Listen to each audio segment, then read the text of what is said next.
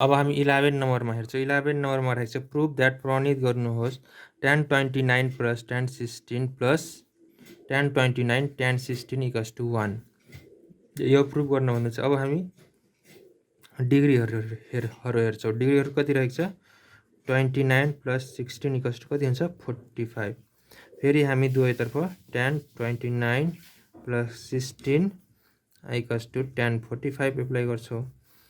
अब फेरि हामी tan a प्लस b को फर्मुला एप्लाई गर्छौँ। tan a प्लस b मा के हुन्छ त tan a plus tan b divide by 1 minus tan a tan b हुन्छ। त्यसै गरी tan 29 plus tan 16 divide by 1 minus tan 29 tan 16 tan 45 भनेको 1 हुन्छ, त्यही भएर 1 यहाँ चाहिँ 29। त्यसै गरी क्रस मल्टिप्लिकेसन गर्दा tan 29 plus tan 16 equals to 1 minus tan 25 tan 16।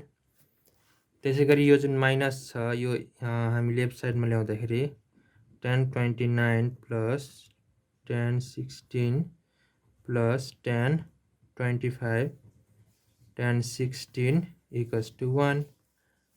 Hence proved